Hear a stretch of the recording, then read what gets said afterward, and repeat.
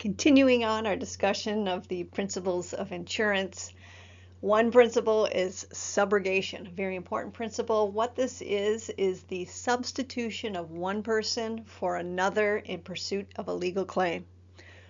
When an insured is entitled to recover under policy for property damage, the insurer is said to be subrogated to the insured's right to sue any third party who caused the damage.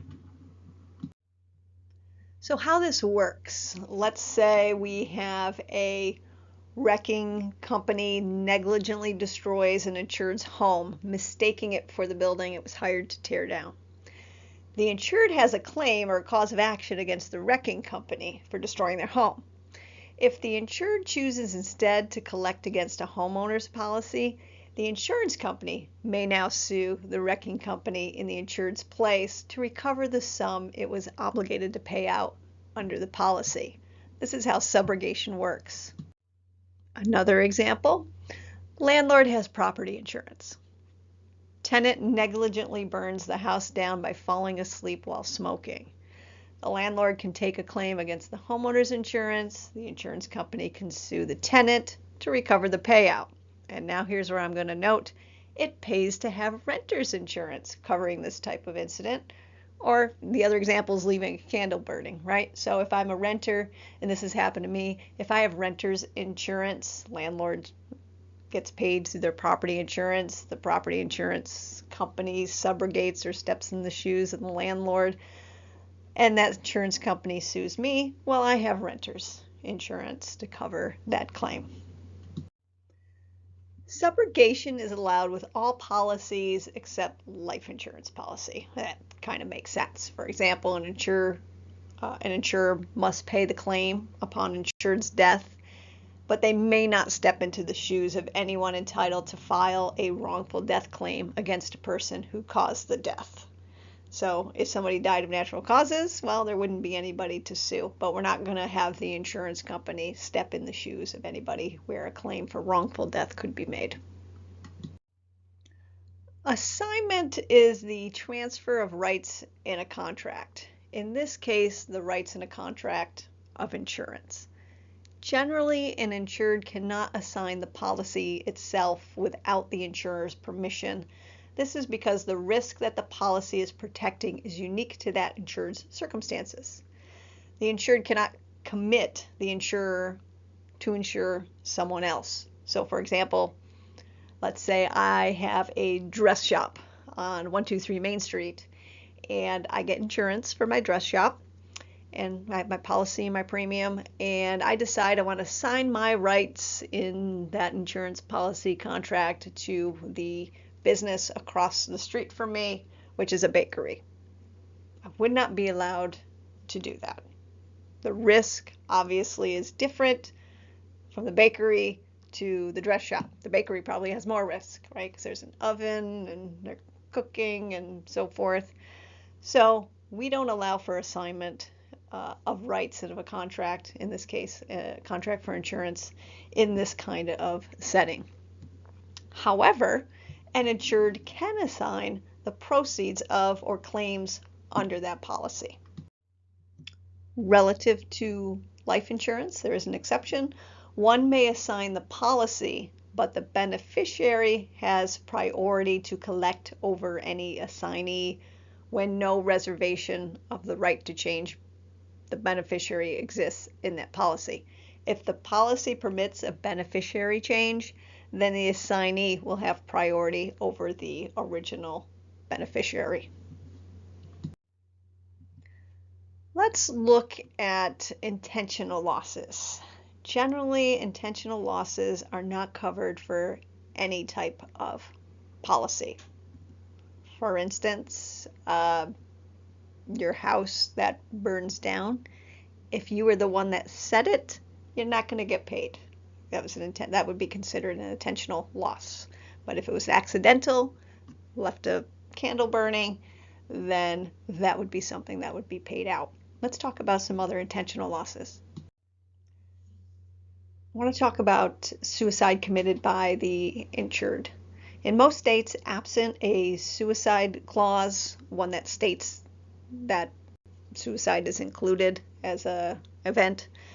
Absent a suicide clause in the policy, when an insured commits suicide, the insured need not pay out if the policy is payable to the insured's estate. They're not going to allow that to happen. If the policy is payable to a third party, then payment is usually allowed. If the insured kills himself, herself while insane, all states will require payment, whether it's to the estate or to a third party. Most policies have a provision that accepts suicide from coverage for a limited period, like 2 years after the policy is issued. This kind of prevents somebody from going out, getting a life insurance policy for the family as the beneficiary, and then commits suicide a week later. If an insured commits suicide within 2 years, the company will refund the policy premiums to insured's estate, but not pay the policy limit. But after 2 years, they pay the policy amount. Let's talk about murder as an intentional loss. In every state, a beneficiary who kills the insured in order to collect the life insurance is barred from receiving it. However, the insurance company is absolved from paying those proceeds. What happens is, well, some might be required to pay it to the other beneficiaries, a contingency beneficiary, or if there isn't contingency beneficiaries, it will be paid to the insured's estate. Now, obviously, if somebody else murders the insured who's not a beneficiary, the insurance company pays that out to the named beneficiaries. The insurance company has defenses when it comes to whether or not they're going to pay out a claim, the reasons for not paying out a claim. They usually involve some sort of concealment, there's some warranties that are involved if we're talking about a business, and representations or misrepresentations. So let's cover these. Representation. This is statements made by the insured in the application process. An insurer has grounds to avoid the policy or the contract if the applicant makes a false misrepresentation. The misrepresentation itself must be material, must be related to the information provided that's important to getting the policy when we say material. But it doesn't matter if that was made intentionally or not intentionally. So for example, let's say we have a husband who's the insured and they claim they're the only driver of their car. No one else drives this car. But unbeknownst to the insured, his wife uses the car to commute to a part-time job. If she's in an accident, the insurance company can deny the claim based on a false misrepresentation. Also, using the vehicle in a way that wasn't disclosed to an insurance company, well, the whole Uber thing might come up here. Like, I use my car to drive to and from work and for my own personal use. Next thing I know, I'm using it to make money by picking up folks and bringing them to their destination. That could potentially fall in this category. You state that the vehicle is only for business purposes and you use it to go on vacation and you're in an accident. Insurance company may have grounds to deny a claim. Concealment. This is where the insured leaves something out intentionally, right? The insured is obligated to volunteer to the insurer all material facts that bear on insurability. They're trying to determine the risks that's involved here. So it's like representation, but the insurer must have had some sort of fraudulent intent to conceal these facts. Maybe they don't want the insurance company to know that they have a DWI conviction. They're trying to get car insurance, right? So they don't put it on the application. That would fall under this category. Many insurance policies covering commercial property will contain warranties where the insured is making warrants in order to get the policy. A policy may have a warranty that states the insured bank has installed or will install a particular type of burglar alarm, and if they do not have that particular type of burglar alarm or they don't put it in, that can result in a breach of a warranty and then could result in a voided contract. The insurer has some requirements too. Good faith. That's really what we hang on, good faith and fair dealing. When an insured brings a lawsuit against an insurance company, one of the claims that is made is they are acting in bad faith. So they covenant good faith and fair dealing. We're going to talk about what that means. Insurance policies often include a covenant of good faith and fair dealing. An insurance company can violate the covenant by acting in bad faith, as I said. And those situations include the following: fraudulently inducing someone to buy a policy, refusing to pay a valid claim, denying a claim it knows it should pay, which opens itself up to punitive damage liability, which we'll get to in a second, and refusing to accept a settlement offer. I just want to take a moment to distinguish refusing to pay a valid claim versus denying a claim. They kind of sound the same, but refusing to pay a claim, it might be on some, we're not paying that claim because, on the application that you presented to us 5 years ago, you made a misrepresentation. That would be refusing a valid claim. That's the reason they're claiming, and that's going to be something that would probably have to, if they stand on that, you have to go to court, and the argument would be, they're refusing bad faith. Denying a claim it knows it should pay, it's just, and this is what we've learned or we've talked about in the past, like we hear about insurance companies saying, well, when you make a claim, the first thing they're going to do is deny it, right? They always deny the first claim. There's laws against doing that. Certainly, they just deny a claim. This is what the movie The Rainmaker was all about. If any of you, it's an oldie but a goodie, based on the John Grisham book, was the insurance companies just denying claims that were coming in when they know they should have paid those. I want to talk about an example about refusing to accept a settlement offer, however. You have an automobile policy for a $100,000 policy limit. You're in a car accident that is your fault and the other driver is seriously injured. The other driver sues you and demands $5 million.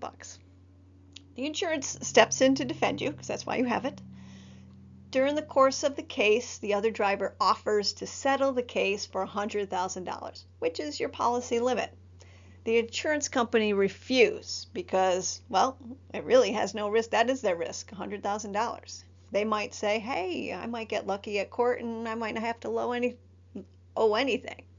So they risk going to court, and instead they lose, and a jury comes back with a $2 million award. Well, insurance company's only liable up to $100,000. You know who has to pay the balance, $1.9 million? That's you. So in this instance, a court might find the insurance company violated the good faith and fair dealing covenant and require the company to pay the full amount because they didn't consider this settlement offer. And now, most of the times, they have to discuss any settlement offer with the policyholder. When an insurance company violates the covenant, it becomes liable for both compensatory damages and punitive damages. Compensatory damages are the actual damages suffered. Medical bills, property damage, maybe some therapeutic damages that the injured had to go through as a result of the accident. The point of compensatory damages is to put the injured person in the place they would have been in had the event not occurred. Punitive damages is used to punish, and in this case it would be used to punish the insurance company. Or, well, it's two things. One, used to punish, in this case the insurance company, to prevent them from doing that behavior in the future. But it also sends a message to other insurance companies, hey, if you do this kind of behavior, you might end up paying out punitive damages. So it's meant to send a message as well. And some real world cases, State Farm Insurance paid over $200 million for fraudulently selling life insurance to elderly people.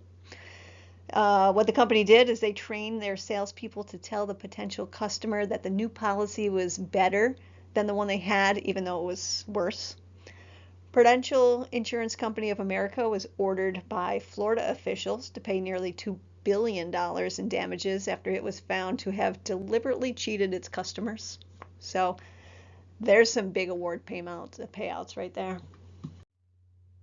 Insurance companies are the ones who fashion the contract policy, right? Most states require certain clauses to be included, as well as require clear languages and defined terms. Some important elements of insurance contracts include the incontestable clause, the anti-lapse clause, an appraisal clause, and an arbitration clause. There's many other clauses. These are kind of some of the ones that we see the most often. Some of these are state mandated. So let's go through these.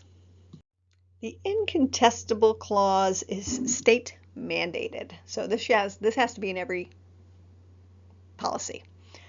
So after a policy has existed for a specific period of time, usually it's 2 years, the insurance company cannot contest any statements made in the application. This clause prohibits the insurer from delaying payment because it decided to investigate the application for fraud. Remember my refusal to pay a valid claim? They gotta make sure their application is good within 2 years. So for example, a person had life insurance for over 20 years and it was payable to the family upon that person's death. It is later discovered after the death of the insured that the insured concealed information while applying for the policy. Well, the question is, can the insurer refuse to pay on concealment grounds? No. Can you imagine what would happen? I mean, how fair would that be? The effect on the family who's relying on that money. It'd be also difficult to disprove years later when we don't even have the insured anymore, right? They're no longer available to give any testimony. So, not allowed to refuse payment on a concealment grounds after a specified period of time.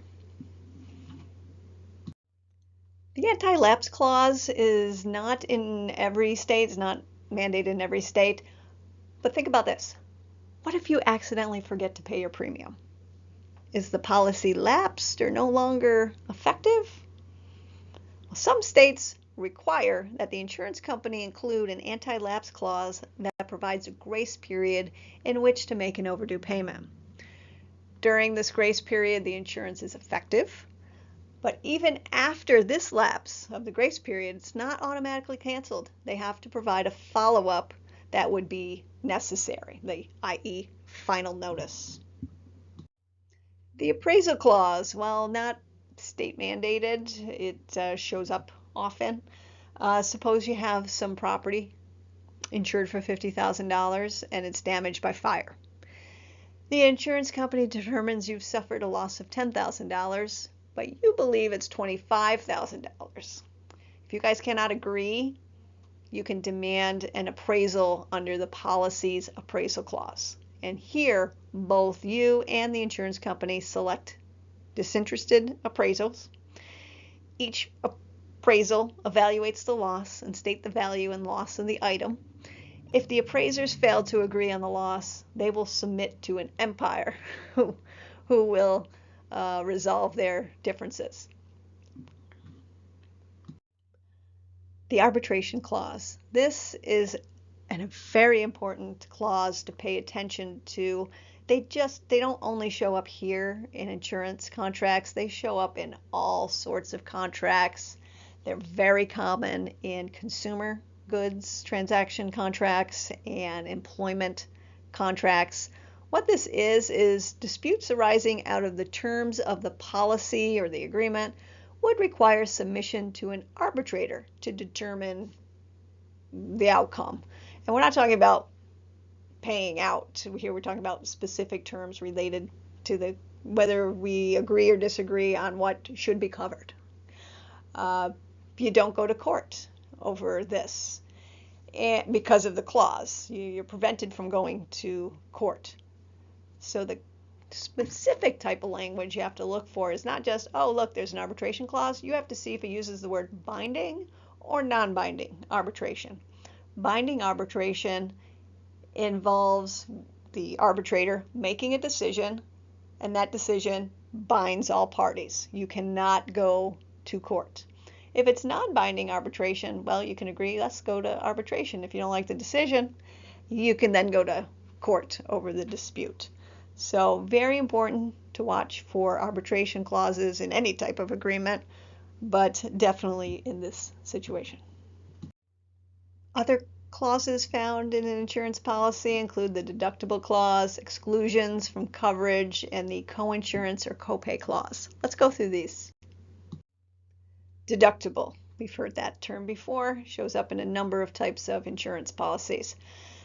Deductible clause provides that insurance proceeds are payable only after the insured has paid a certain amount of damage or loss.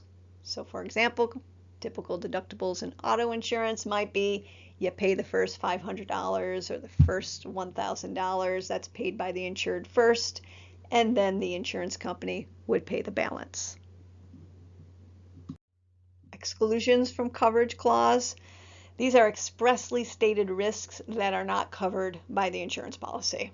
And there'll be a big word that'll say exclusions, and then they'll probably use a laundry list. But for example, homeowners policy. They expressly exclude coverage for flood damage. So those would require a separate policy. If you were in a flood zone, you'd have to get flood insurance. Intentional losses will be stated exclusively. Coinsurance copay clauses requires an insured to pay part of the cost of an insured loss. This can be expressed in a specific amount or in a percentage. These are commonly found in medical insurance policies or health insurance policies. So for example, in a health insurance policy, the policy might have a 10% coinsurance copayment, and the insured's bill is $50,000. The insured pays $5,000 and the insurer pays $45,000. That's how that would work. Canceling the insurance policy. Well, if you're the insured, that's pretty straightforward. You either stop paying your premiums or you notify the insurance company that you're no longer interested in the policy, you're terminating the policy. For the insured, they must give advance notice to the insured with a grace period. The grace period allows the insured to get other insurance. Grounds for cancellation governed by state law. Some examples include, well, non-payment. If you don't pay, you don't get the policy. Misrepresentation, concealment, breach of warranties. Car insurance companies, losing the license. If you lose your license, too many traffic infractions, or DWI, or even being a high-risk driver can cancel that policy. And the last thing we're going to talk about relative to principles of insurance are the parties' obligations. The insured has a duty to disclose all material information and to do that fully and completely. Truthfully answer any questions from the insurer, and they have to cooperate with the insurer. What I mean by cooperate, let's say it's an auto policy and you were in an accident. The police have said, hey, I think this person's at fault, whatever. It's in a lawsuit and you're in court. And while you have the insurance company defending you, they've provided you with a lawyer, they're paying all the costs, you kind of have to participate. If they need you to go to court or participate in testimony, you have to cooperate with them. The insurer, their duty, to defend. Right? You get sued because of an automobile accident or something happens on your property, they give you the legal representation. They also have a duty to pay any sums that are owed by the insured. So if you were found at fault in the car accident, there's damage that was done, some medical bills, and it's $50,000, well, they'll defend you in that case. They also would have to pay in the end, whatever it's a settlement amount or paying what the policy is, but they're required to pay. So that concludes our discussion on principles of insurance.